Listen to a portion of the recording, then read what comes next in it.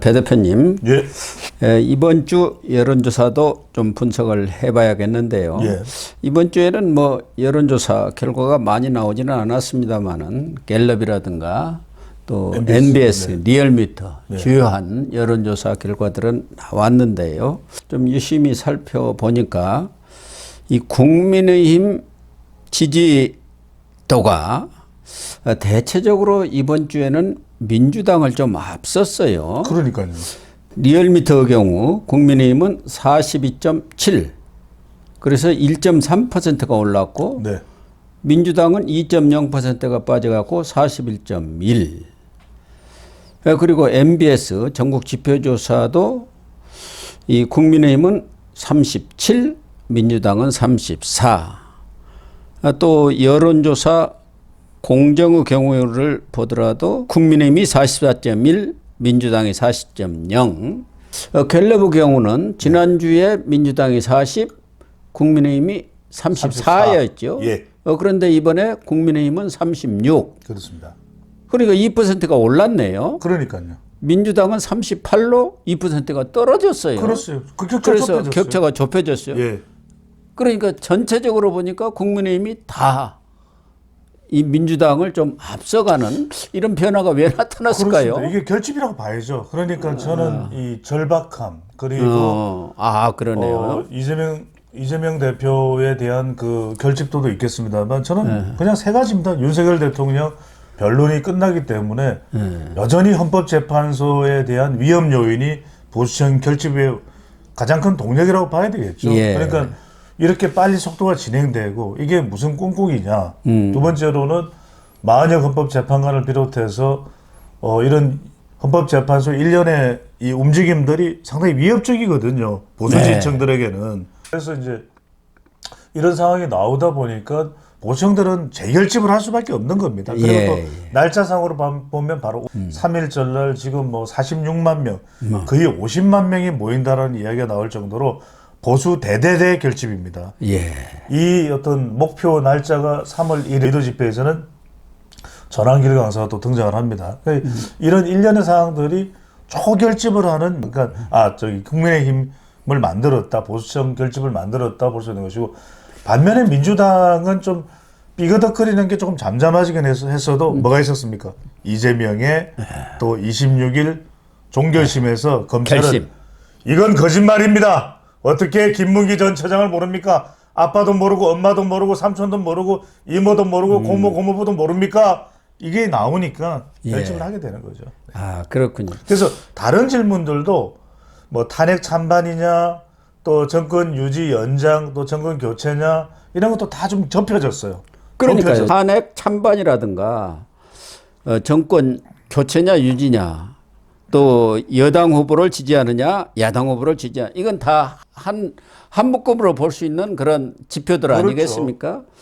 그런 것을 보더라도 이 리얼미터의 경우도 탄핵 인용과 또 탄핵 기각 이 차이가 한 6.9%, 예. 그러니까 52.0 대 45.1 이렇게 나와 있고, MBS의 경우도 정권 연장, 정권 교체 48대 42, 6%예요. 좁혀졌어요. 야권 후보 당선, 여권 후보 당선, 이것도 한 6%입니다. 그렇죠.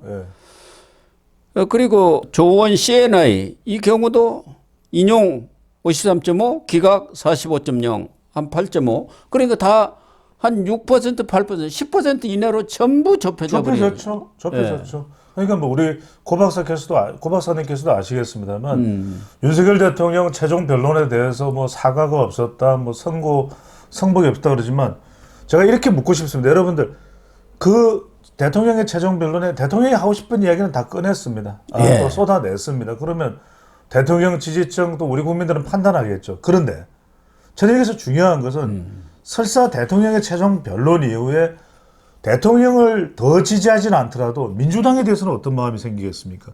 이게 중요한 거는 이 최종 변론이 영향을 주는 것은 여러분들 탄핵을 결정하고 대통령의 지지율이 문제가 아니라 저는 이 최종 변론 77쪽 68분간의 이 최종 변론을 보시면 저는 또박또박 뭐 간첩 이야기를 했다 이런 걸 떠나서 그 예산 부분을 보십시오.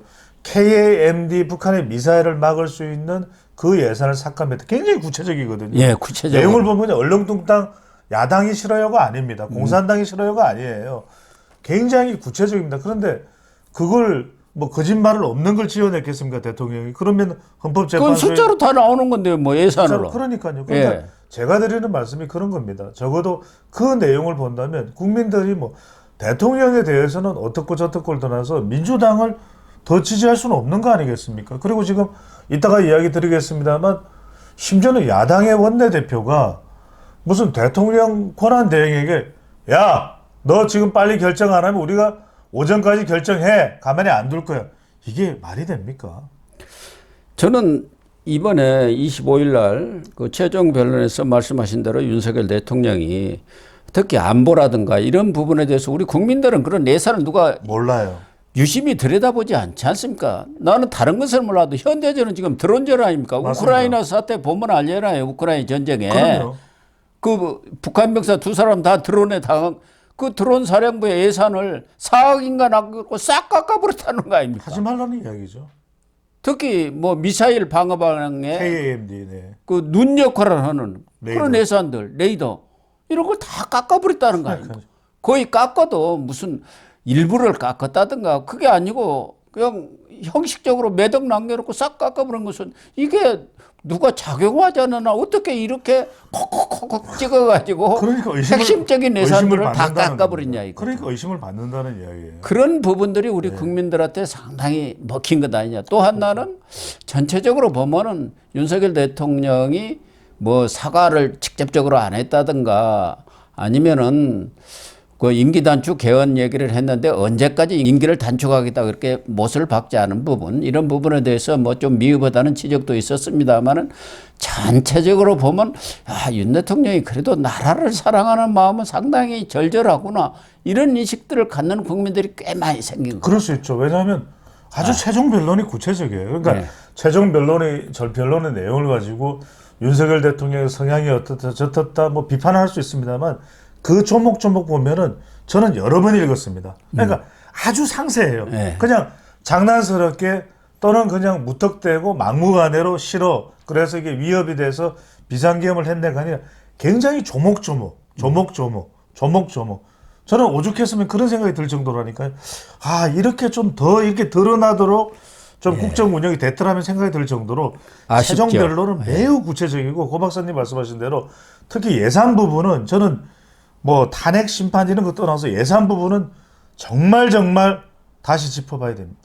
예. 그런 생각들이 아마 저희뿐만 아니라 국민들도 그렇습니다. 많이 했지 않았겠냐. 예. 이번에 그 최후 변론을 보면서 그런 일이 있었나? 예산을 이렇게 깎아버렸단 말이야? 뭐 그런 생각들을 하지 않았을까 하는 생각도 합니다. 그런 것들이 이번 여론에 반영된 것 아닌가 이렇게 보여지는데 그래서 꼭 그런 건 아니지만 이재명 대표에 대한 뭐 지지도랄까 뭐 적합도 갤럽은 35, MBS는 31.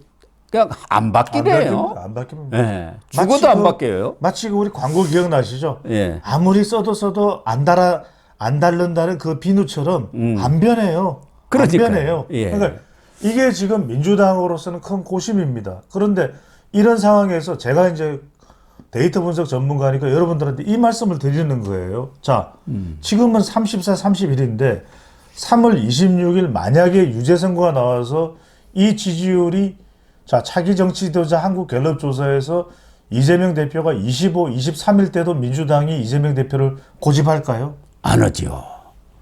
호남에서 30% 40% 나오는데 민주당이 이재명 후보를 고집할까요?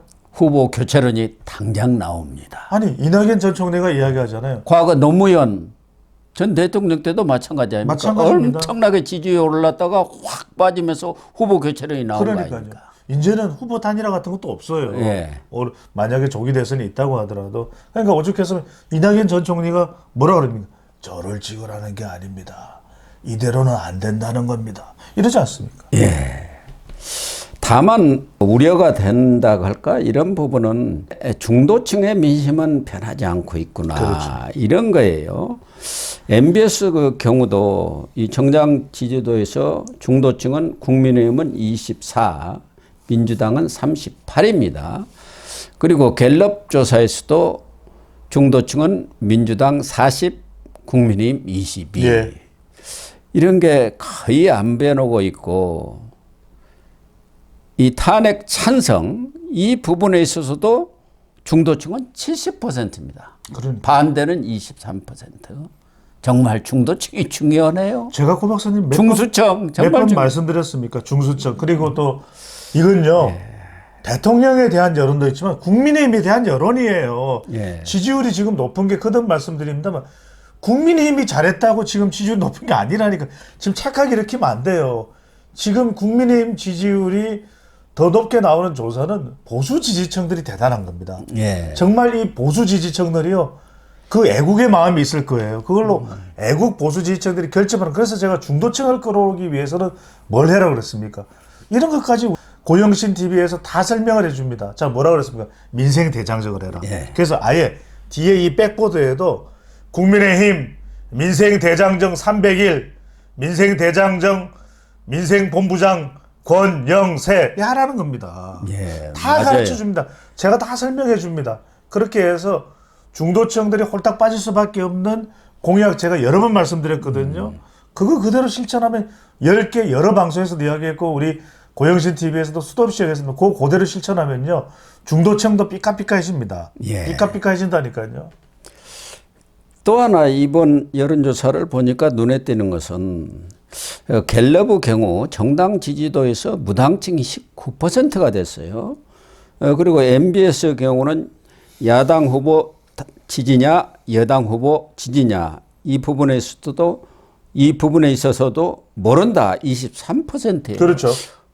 전에는 무당층이 많이 줄어드는 것 같더니 이번 여론조사는 또 무당층이 좀 늘어난 그런 추세를 보였네요. 제가 분석 말씀을 드릴게요. 이게 왜냐하면 지금 3월 26일 이재명 종결심 이제 선거한다 그러니까 사람들도 지금 민주당도 결정 못해요. 예. 그리고 국민의힘도 윤석열 대통령 탄핵 심판이 인용이 될지 기각이 될지 그러네요. 모르는 겁니다. 또 한동훈 전 대표 복귀한다니까 한저템표 여론도 좀 살펴야 됩니다. 국민의힘도 몰라요. 김은수일지 홍준표일지 오세훈일지. 그러니까 이게 좀 기다려보는 거예요. 판이 어떻게 되나. 판이 아직 안 짜여졌으니까. 근데 제가 재미있는 말씀을 드릴게요. 지금 보면은 MBS의 경우에는 이재명 대 국민의힘 후보들을 좀 모아보면은 34대 31이에요. 예. 그런데 한국갤럽을 보면 많은 분들이 걱정이 될 거예요. 이거 왜 이래? 이거 왜 이래? 이러는데 한국갤럽은 그럴 수밖에 없는데 한국갤럽은 주관식입니다. 주관식이니까 다 긁어 모아봐야 20%대예요. 국민의힘 후보들은. 그런데 이재명은 30%대가 나오죠. 이거는 주관식인데 이재명은 뭐 민주당은 보기가 필요 없잖아요. 예. 그냥 묻지도 따지지도 말고 이재명이니까. 근데 한국갤럽은 이런데 정말 여러분들이 주목해야 될 여론조사가 뭐가 있냐면 조원 CNI. 그걸 지금 얘기하려고 하는 그러니까요. 거예요. 예. 조원 CNI는 이재명 대 국민의힘 후보 이렇게 붙였거든요.